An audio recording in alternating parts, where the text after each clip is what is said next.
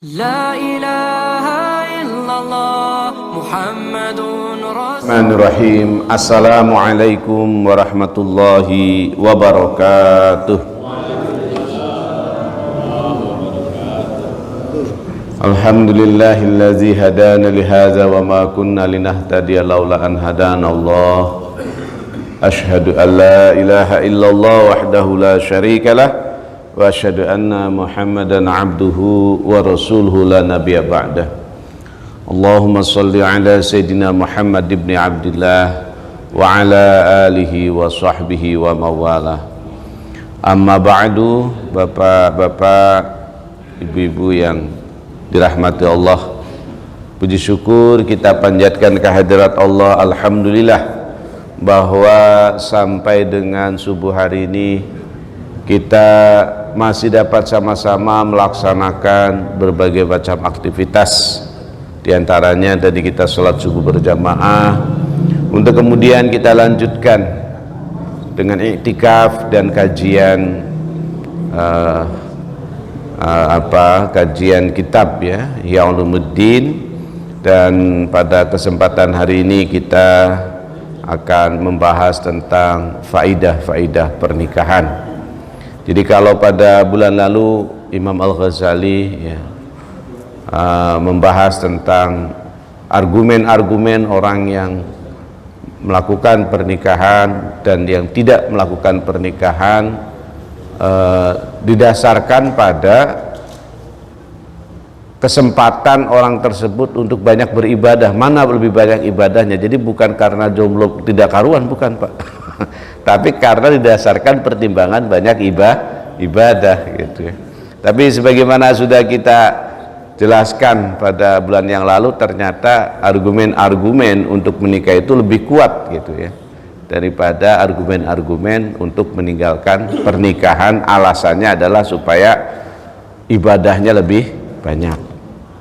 Karena di samping dalil-dalilnya juga kurang kuat ya, kemarin itu juga hal-hal lainnya adalah bahwa ternyata walaupun mungkin orang yang menikah itu tadarus Qur'annya tidak sebanyak orang yang sendiri gitu, tahajudnya tidak sebanyak orang yang sendirian gitu. Jadi betapa buruknya kalau orang sudah sendirian tahajud enggak, tadarus Quran enggak, padahal istri enggak ada, anak enggak ada gitu kan.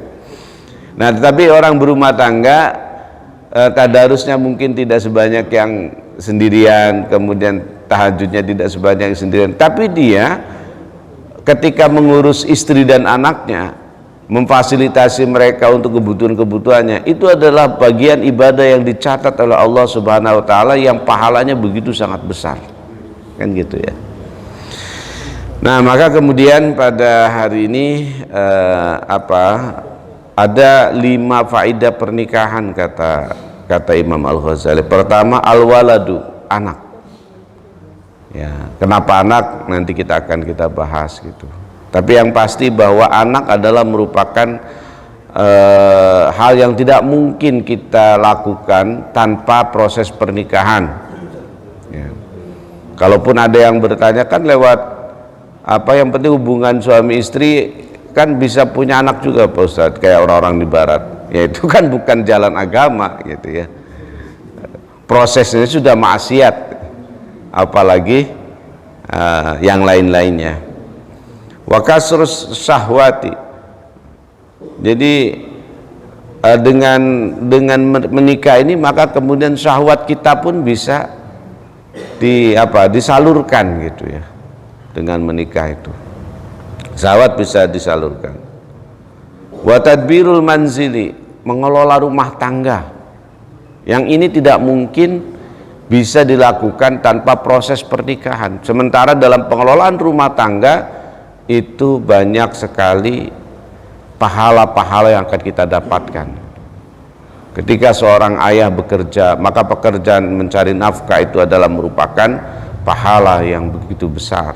Ketika seorang suami membimbing istrinya dalam beribadah, itu adalah merupakan pahala yang sangat besar. Ketika seorang suami memenuhi kebutuhan-kebutuhan istrinya, itu juga pahala yang sangat besar. Demikian pula ketika ia punya anak kemudian menjadi seorang ayah mengantarkan anak-anaknya ke sekolah, anak-anaknya ke dokter, anak-anaknya ke mana tempat tujuan yang baik-baik, itu adalah ibadah yang tidak mungkin bisa didapat oleh orang yang tidak berumah tangga. Kemudian wa kasratul ashirah, banyaknya keluarga. Ya, tidak mungkin kita akan memperbanyak keluarga kalau kita tidak menikah, gitu ya. Dengan menikah kita akan punya anak, punya cucu, dan seterusnya, punya keturunan. Tapi kalau kita tidak menikah, maka terputus nasab itu cuma sampai kita, gitu.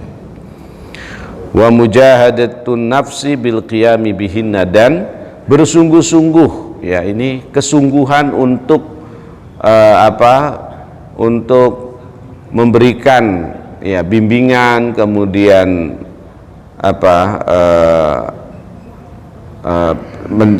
pemenuhan kebutuhan hidup, ya, terhadap istri kita, gitu. Jadi ternyata Bapak sekalian, ketika kita mengalami kesulitan-kesulitan terkait dengan keluarga kita, itu pun pahalanya luar biasa, gitu ya. Mungkin di problematika rumah tangga itu kan banyak sekali, ya, dari mulai masalah psikologi, ekonomi, kesehatan, dan lain sebagainya. Tapi itu semua jika kita hadapi dengan penuh kesabaran, al-qiyam, gitu ya, al-qiyamu bi, jadi ditegakkan, kita melakukannya dengan penuh kesabaran, ketulusan, keikhlasan, maka itu semua akan memberikan dampak ataupun pahala-pahala yang besar, kebaikan-kebaikan yang tiada tara untuk kita. Jadi Bapak sekalian, maka sebenarnya adalah petunjuk-petunjuk agama itu memberikan kepada kita kebaikan-kebaikan, walaupun mungkin di dalamnya ada banyak kesulitan-kesulitan, gitu ya. Tapi kesulitan-kesulitan itu hendaknya tidak menjadikan diri kita ya sampai kemudian berburuk sangka kepada Allah lah. Itu yang tidak boleh, ya. Nah, itu yang tidak boleh sampai kalau kita berburuk sangka kepada Allah. Nah, sekarang tentang anak. Apa itu? Wahwa al-aslu wala wudi'an nikahu. Inilah asal pertama, pokok pertama adanya syariat pernikahan. Apa? Yaitu supaya kita punya anak. Dan karena itulah maka kemudian diletakkan nikah itu sebagai proses supaya ada keberlangsungan hidup, gitu. Wal maqsudu ibqa'un nasl, dan maksud dari itu semua itu tidak lain kecuali supaya kekalnya keturunan, ya. Jadi tanpa proses pernikahan maka keturunan itu tidak kekal. Anak beda dengan keturunan, ya Pak, ya. Kalau anak itu kan ada anak yang hasil zina, itu keturunannya kan nggak jelas. Tapi dengan pernikahan keturunan itu jelas. Orang kita rata-rata bisa menyebutkan bin rata-rata 3, ya. Bapak kita, kakek kita. Begitu tanya bapak kakek kita, banyak kan nggak tahu, gitu. Kalau orang Arab itu bisa sampai 10-15, Pak. Karena memang ini tradisi, gitu ya. Tradisi ini, kamu bin ini, bin ini, bin ini, bin ini, bin ini, bin ini, bin ini. Dan itu hafal mereka itu. Itu mereka hafal. Nah, kalau kita kan nggak tahu, gitu ya. Ya untung aja nggak hafal. Kalau ujungnya Abu Jahal kan gak enak juga. Kalau ujungnya Nabi Muhammad, gitu ya, masih mending. Tapi kan ada juga yang bangga-bangga dengan nasab, ya. Nah, itu juga nggak boleh juga. Ya, kita kalau kata Imam Syafi'i kan bahwa seorang pemuda yang baik itu bukan mengatakan siapa nenek moyangku, tapi siapa aku, gitu kan. Jadi artinya apa? Imam Syafi'i mengatakan bahwa kualitas diri itu bukan diciptakan dari keturunan. Walaupun mungkin secara ilmu kesehatan gen itu juga berpengaruh, Pak, ya. Secara ilmu kesehatan gen itu berpengaruh terhadap seseorang, tapi juga yang paling penting adalah aktualisasi orang itu, gitu. Jadi bukan Oh ini kalau dulu nggak ada kakek saya nggak jadi nih masjid, tapi dia sendiri nggak pernah ke masjid. Ya, buat apa gitu kan? Dia sendiri nggak pernah memakmurkan masjid gitu. Buat apa gitu? Kemudian wa alla yakhlul alamu an jinsil insan, dengan demikian maka alam semesta ini tidak akan sepi dari jenis manusia. Jadi kalau tidak ada kalau tidak ada proses pernikahan ya, maka pasti lama-lama ya populasi manusia akan habis kan gitu ya. Di beberapa negara hari ini sudah banyak tuh ya yang kayak di Jepang katanya kan sudah mulai menurun populasinya karena banyak pasangan-pasangan yang tidak punya anak, akhirnya apa, orang-orang pensiun dikerjakan lagi gitu kan, karena kurang tenaga kerja gitu. Jadi orang yang harus sudah pensiun dipanggil lagi untuk bekerja gitu. Nah, wa inna ma syahwatu khuliqat ba'isatun mustahasatun kal muakil bil fahli fi ikhrajil badr. Jadi syahwat itu diciptakan oleh Allah hanyalah sebagai pembangkit. Jadi kalau nggak ada syahwatnya kan nggak mungkin juga kita bisa berhubungan suami istri kan gitu. Jadi poin pentingnya adalah bahwa dengan pernikahan itu untuk supaya hadirnya manusia di atas muka bumi sehingga bumi ini tidak hilang dari populasi manusia. Ya. Ini banyak penyimpangan sekarang nih Bang ya. Ada yang propagandanya itu tidak mau menikah sekarang. Ada yang propagandanya LGBT ya kan. Yang semuanya ini kan tidak sesuai dengan tujuan dari pernikahan. Bahwa tujuan pernikahan itu apa? Hadirnya al-walad ya, anak gitu. Lah terus kalau kemudian orientasinya pada LGBT, kemudian tidak menikah tapi hubungan seks, itu kan berarti hanya pada syahwat. Padahal Allah kata Imam Al-Ghazali mengatakan asyahwatu khuliqat ba'isatun mustahisat, bahwa syahwat itu hanyalah sebagai pembangkit saja gitu.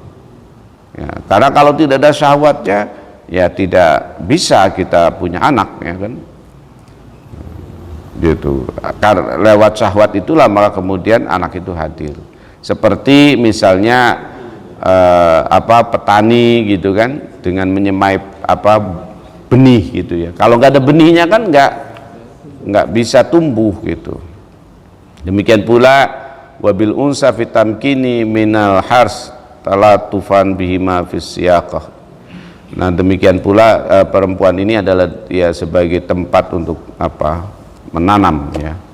Jadi sehingga dengan kelembutannya ya dalam mengairi dan lain sebagainya sampai kemudian lahirlah seorang anak bisa bil wiqa'i, dengan sebab hubungan suami istri.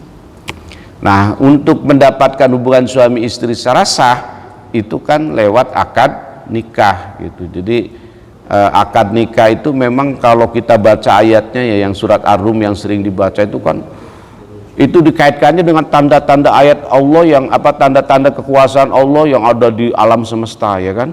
Jadi tanda-tanda kekuasaan Allah itu bukan hanya menciptakan laki-laki dan perempuan, tapi juga adanya langit, gunung dan artinya apa? Bukan sesuatu yang remeh-temeh gitu pernikahan itu, tapi sesuatu yang besar yang berimplikasi pada sesuatu yang akan juga menciptakan hal yang besar gitu, yaitu adanya manusia baru yang kemudian akan menciptakan peradaban baru yang akan memberikan kemajuan tentu saja gitu.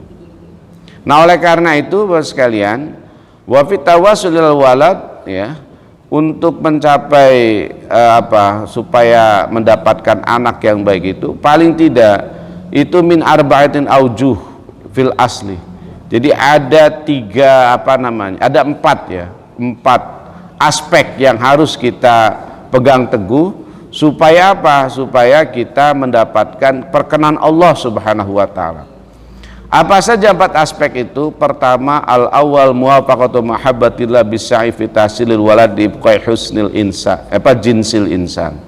Pertama adalah bersesuaian dengan kecintaan kita kepada Allah, yakni bisa'yi fi tahsilil walad, ya, dengan usaha untuk supaya munculnya anak, supaya kekalnya jenis manusia. Jadi dengan menikah ini bersesuaian dengan kecintaan kepada Allah, kata Al-Ghazali gitu. Ya.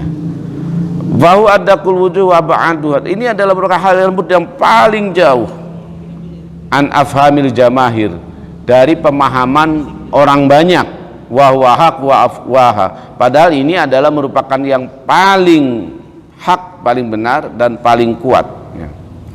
Inda zawil basair, bagi orang-orang yang memiliki mata hati, gitu.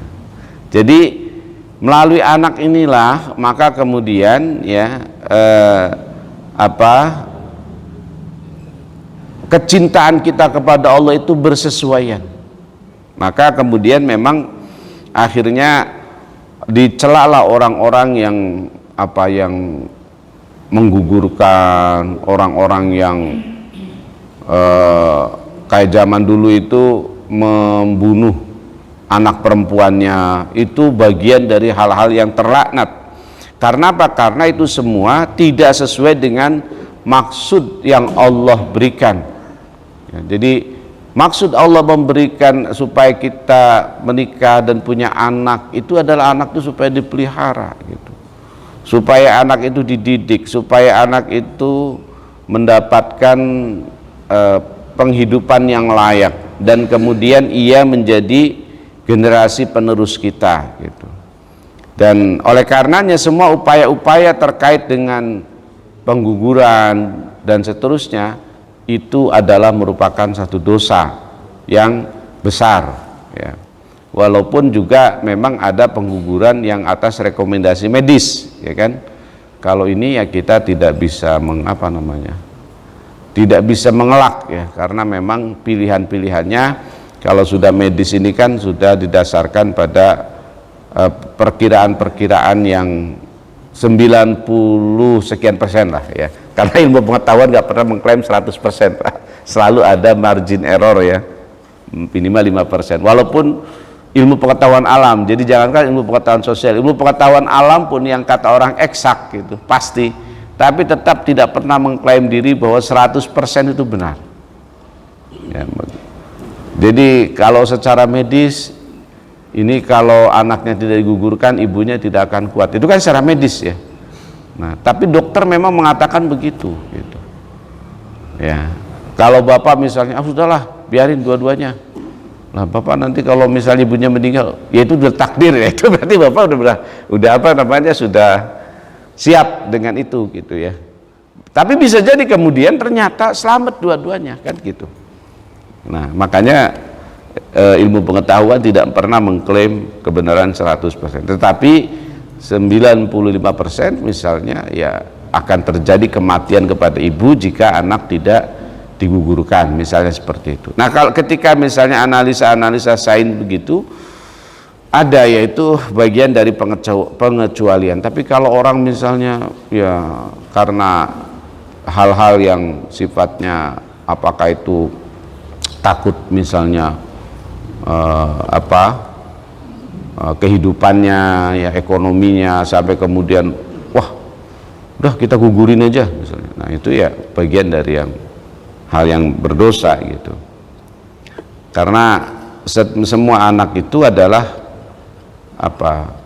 ada rezekinya, gitu ya. Dan kenapa anak? Karena memang ini sesuai juga dengan hadis Rasul, tanakahu tanasalu, kata Rasul. Menikahlah kalian, maka kalian akan beranak pianak, gitu. Jadi maksud dari pernikahan itu adalah beranak pianak. Maka kalau hari ini ada propaganda misalnya di medsos, ya, bahwa kita tidak perlu punya anak, gitu. Ini lucu, gitu, tidak sesuai dengan syariat yang Allah berikan. Karena kata Rasul bahwa menikah itu adalah tanasalu, supaya kita beranak pianak, ya. Nah, kemudian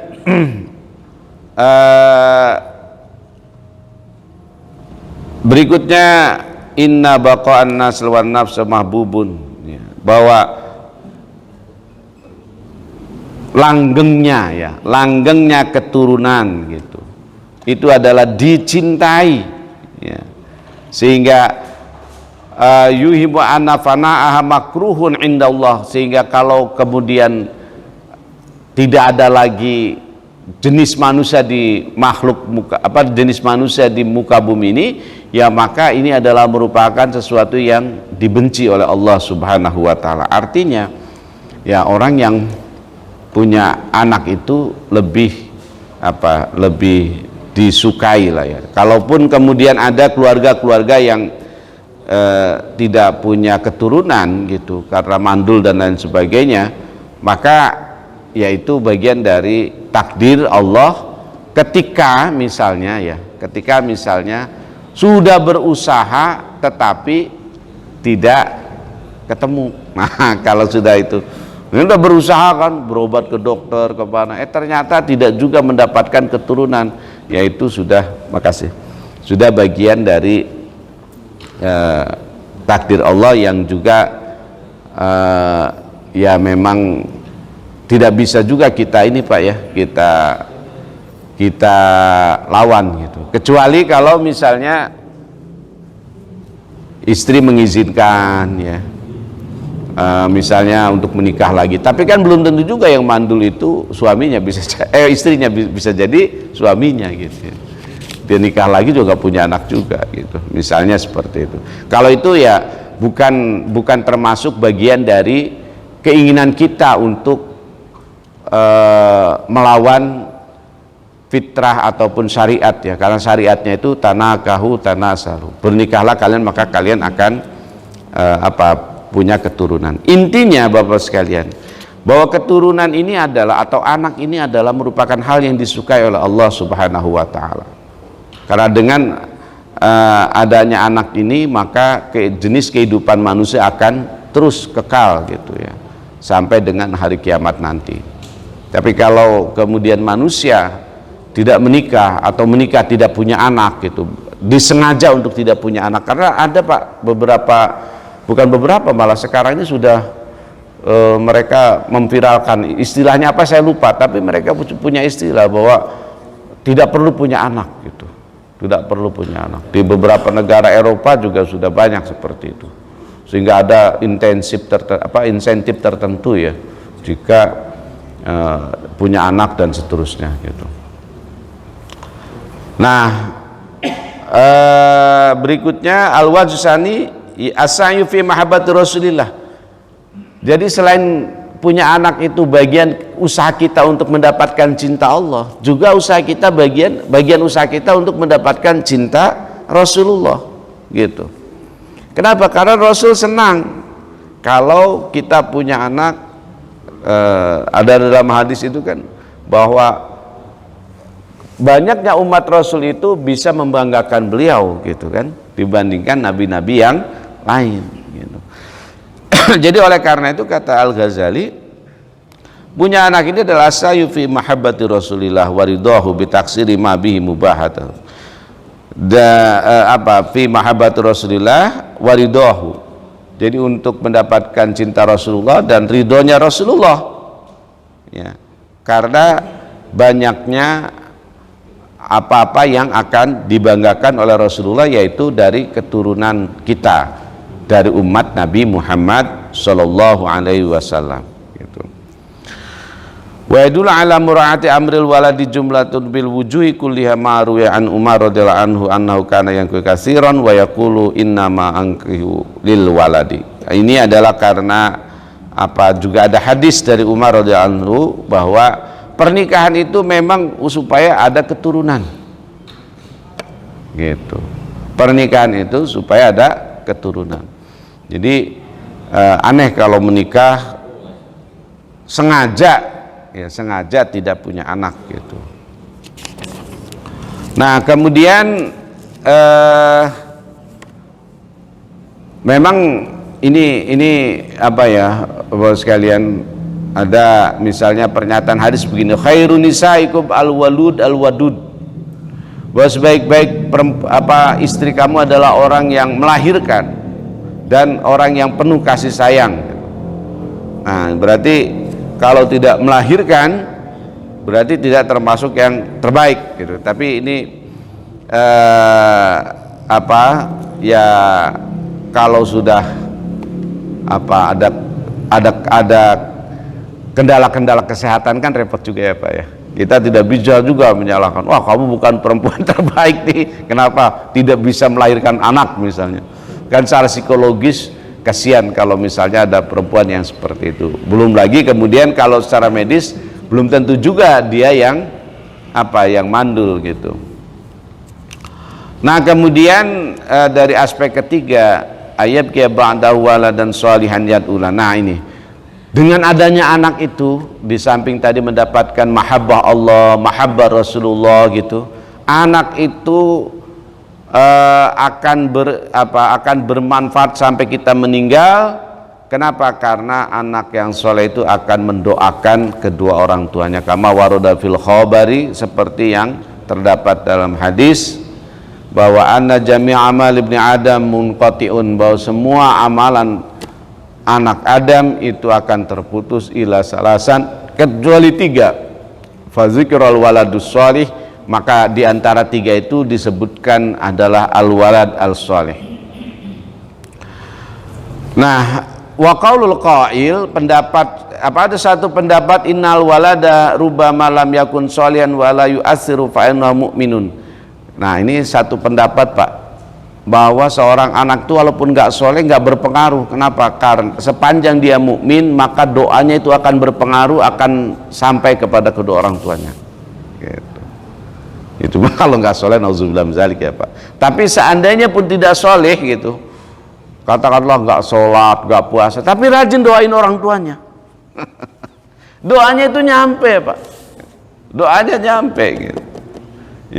Ini satu pendapat seperti innal walada rubbama lam yakun sholihan wa la yu'assiru ya fa innahu mu'minun. Walaupun tidak soleh itu tidak berpengaruh, yang penting beriman ya.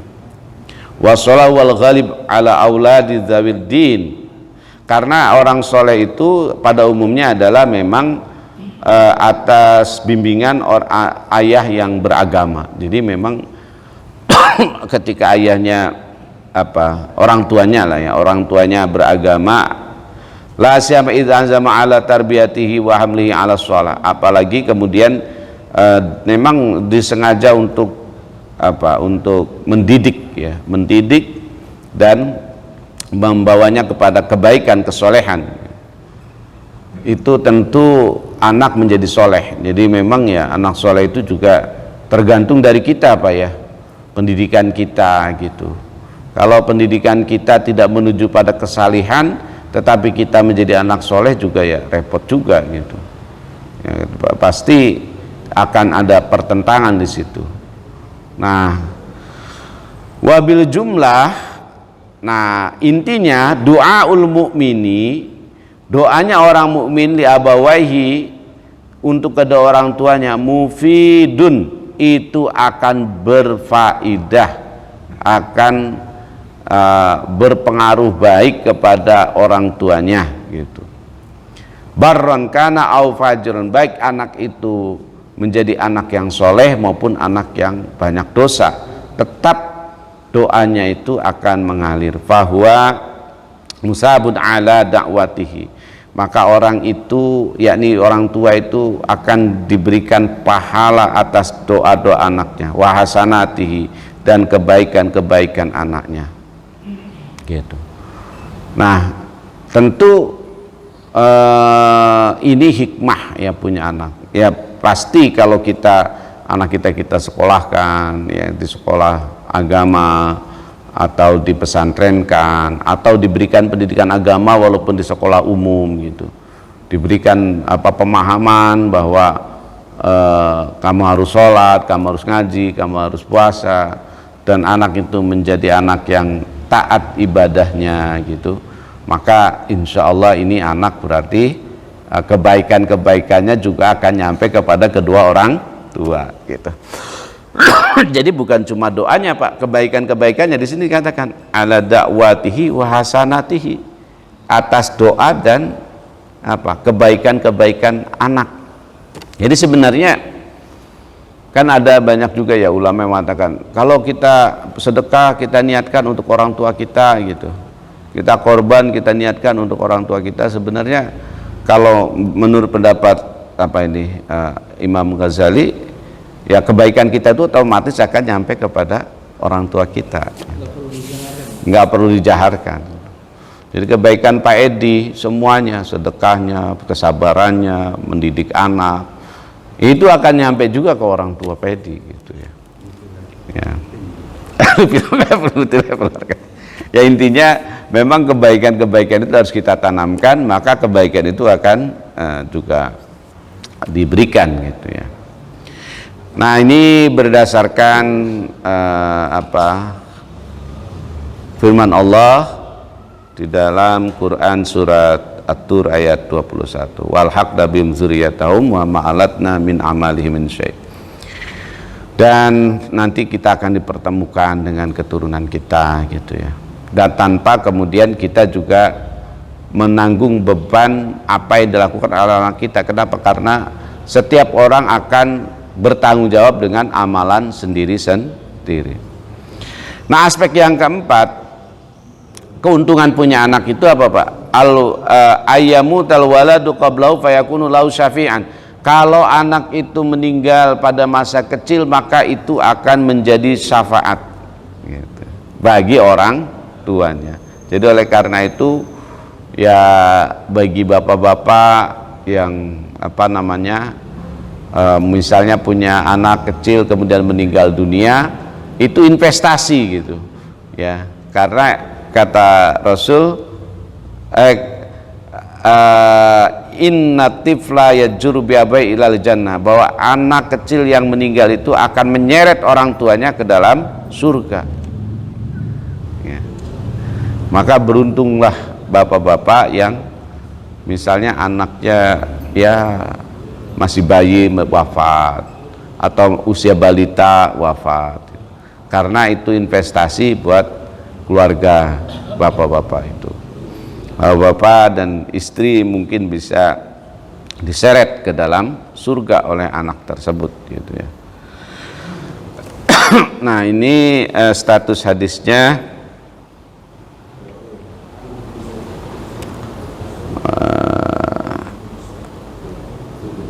min hadis Ali badallahu min hadis Muaz. Ya hadisnya memang dhaif Pak ya, tapi kan dhaif itu kan tidak selalu ya memang tidak bisa dijadikan dasar, tapi bisa jadi ada benar ya, dhaifnya banyak maka menjadi benar kata para ahli hadis gitu. Kemudian intinya dengan adanya anak ini ya, ketika ia sudah meninggal, bahkan anak yang soleh yang sudah besar sekalipun, ketika dia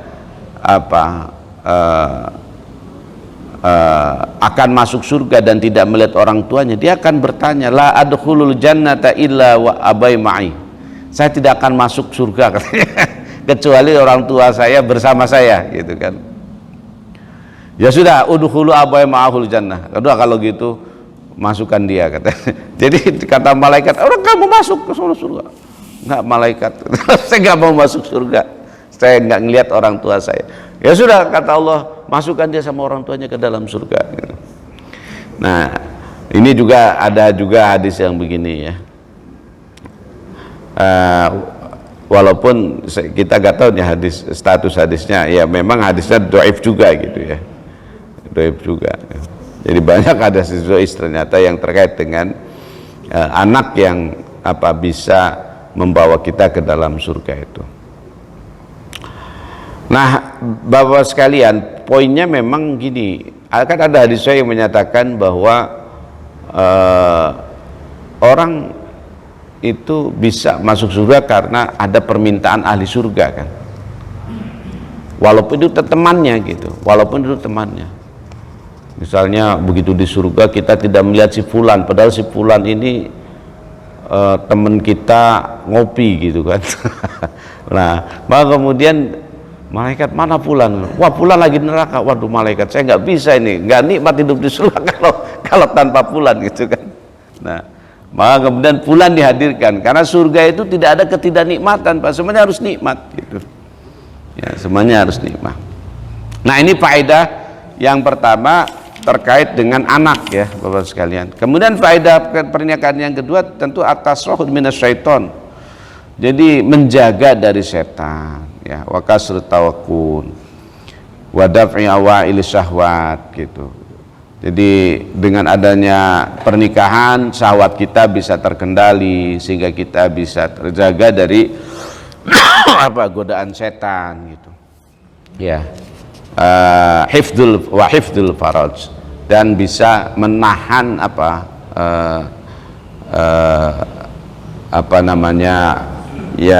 nafsu lah gitu. Kenapa? Karena ada salurannya gitu, dengan pernikahan itu ada salurannya. Nah ini kenapa? Karena memang agama itu adalah fitrah ya. Agama itu mengatur fitrah kemanusiaan, bahwa manusia itu memang ada fitrah seksualitasnya gitu. Maka fitrah seksual ini harus disalurkannya dengan cara yang benar. Lewat apa? Proses pernikahan ya. Lewat proses pernikahan, sehingga kalau orang itu belum mampu menikah, kata Rasul kan fa'alai bisawm, maka puasa ya, karena puasa itu salah satu untuk mengendalikan syahwat orang gitu ya. Nah intinya sekalian, bahwa syahwat itu memang ada dan itu harus disalurkan, dan penyalurannya adalah lewat hawa nafsu, lewat pernikahan gitu ya. Sehingga dengan pernikahan ini maka kemudian akan terjadi penyaluran secara benar, secara sah gitu, dan kemudian akan memperoleh keridhaan dari Allah Subhanahu wa ta'ala. Nah kemudian yang faedah ketiga adalah tarwihun nafas wa inasiha bil mujalasati wan nazari wal mula'abati rahatan lil qalbi wa taqwiyatan lahu alal ibadah. Dengan pernikahan ini jiwa kita akan tenang, penuh istirahat gitu, dengan mujalasa, duduk-duduk dengan istri gitu ya. Kemudian mula'abah, bermain-main, bercanda dengan istri gitu. Itu adalah bagian-bagian yang sepele, tetapi itu ternyata manusia itu butuh itu semua, kata Imam Al-Ghazali. Jadi manusia itu nggak harus serius terus hidup itu, di masjid serius, di kantor serius, di rumah serius, kapan mau tenang gitu. Maka al-mula'abah ya, bermain-main dengan pasangan, itu adalah bagian dari hikmah dari pernikahan itu, faedah dari pernikahan, sehingga tidak tertekan ya, fa inna nafsa malulun wa hiya anil haqqin ya. Jadi ada dalam jiwa kita itu memang ada kecenderungan untuk itu gitu, sehingga tidak kemudian kita itu ditekan terus gitu hidup ini. Nah jadi ada hal-hal yang memang perlu istirahat, dan wa yurawihul qalb, hati juga menjadi istirahat gitu ya. Jadi hati kita pun istirahat, artinya tidak melulu misalnya ingat neraka, ingat siksa. Kalau itu melulu yang diingatkan repot juga kita ya. Begitu menghadapi istri kan penuh dengan bercanda. Kalau Rasul kan kita lihat misalnya beliau itu dengan istrinya kan kadang ya mandi bersama gitu. Artinya di situ ada aspek-aspek yang keistirahatannya itu begitu luar biasa gitu ya. Nah, padahal Rasul itu kan serius hidup beliau itu di masjid sebagai pemimpin, di medan perang sebagai pemimpin, menghadapi utusan-utusan orang yang dari berbagai macam negeri gitu. Tapi beliau ketika dengan istrinya ya santai gitu. Ya, bercanda dan seterusnya gitu. Kemudian faedah pernikahan yang keempat adalah tafrigul qalbi an tadbiril manzil wa takaful bisukli tabkhi wal kinasi wal firasi wa tanzifil awati wa tahiyatil asbabil ma'isyah. Jadi dengan menikah ini, kata Imam Al-Ghazali, maka kemudian kita juga ada tadbirul manzil, mengelola rumah tangga. Dalam pengelolaan rumah tangga itu ya ada proses di situ, memasak gitu ya, kemudian menyapu. Jadi itu bagian-bagian yang memang pahalanya itu banyak gitu ya, pahalanya itu banyak. Jadi fal mar'atus shalihah al-masrali manzil takfulu bijami asghalil manzil lidai aksari awqatihi wa lam yatafarraq lil ilmi wal amal. Ya, jadi di sini memang ya bagian dari tugas kita ya Pak ya, sebagai suami itu untuk mengurus rumah tangga gitu. Jadi kalau tidak mampu mengurus rumah tangga ya kita hadirkan asisten rumah tangga kan gitu ya. Makanya orang Indonesia itu luar biasa Pak ya, udah maharnya kecil ya, kemudian mereka, tradisi kita itu tidak menunjukkan bahwa mengurus rumah tangga itu kewajiban suami tok gitu. Tapi kebanyakan itu adalah malah tugas istri kan gitu ya. Nah ini beda dengan di Timur Tengah kan Pak. Coba di Timur Tengah sudah maharnya mahal ya.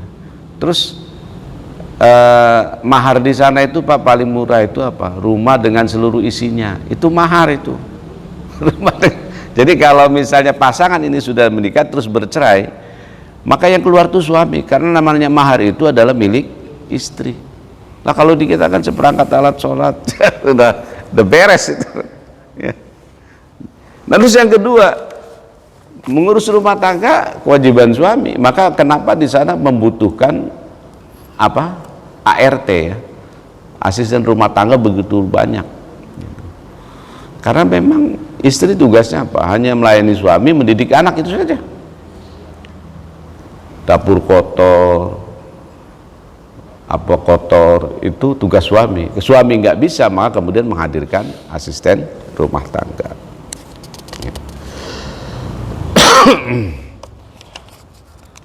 Baik, berikutnya faedah yang kelima, mujahadatun nafs wa riyadatiha birriayah wal wilayah wal qiyam bi huquqi ahli wal sabri al akhlaqihinna wa ihtimali adaminhunna wa sa'i fi islahinna wa irsyadihinna ila tariqid din wal istihadi fi kasbil halal li ahlihinna wal qiyam bi tarbiyatil auladihi. Jadi dengan apa Pak? Dengan menikah ini ada mujahadah, ada kesungguhan gitu ya. Untuk apa? Untuk memenuhi dan memimpin keluarga gitu, untuk mencukupi hak-hak keluarga ya. Udah gitu apalagi sabar terhadap akhlak keluarga. Jadi kita juga sabar Pak, kalau misalnya ternyata anak begini, istri begitu, itu pahalanya banyak gitu ya. Dan harus sabar ya. Dan kita mencoba untuk memperbaiki ya, dan wa irsyadihinna, menasehati. Tidak boleh walaupun anak istri misalnya ada hal yang kurang kita sukai kemudian kita main kasar, nggak boleh. Tetapi kita harus memberi nasihat, memberikan petunjuk kemana, ila tariqid din, pada jalan agama, wal ijtihadu fi kasbil halal, kemudian bersungguh-sungguh untuk mencari kasab yang halal, kerja yang halal gitu ya. Fi kasbil halal li ahlihinna, untuk keluarga. Itu semua kata Imam Ghazali adalah merupakan faedah pernikahan yang tidak mungkin didapatkan jika orang tidak punya istri gitu. Kalau orang nggak punya istri kan ya untuk dirinya saja, dia kerja hanya untuk dirinya, dia tidak ada misalnya memberikan Ya tidak seperti seorang suami lah ya gitu. Sabar hanya untuk dirinya kan. Kalau suami kan mungkin dirinya nggak kenapa-napa, tapi istrinya lagi sakit, dia sabar. Anaknya lagi sakit, dia juga harus sabar. Baik, ini Bapak sekalian ya, 5 faidah ya. 5 faidah dari pernikahan ya. Adanya pernikahan itu tentu ada dinamikanya, tapi juga ada banyak pahala di dalamnya ketika kita melaksanakannya didasarkan karena Allah Subhanahu wa taala. Saya kira ini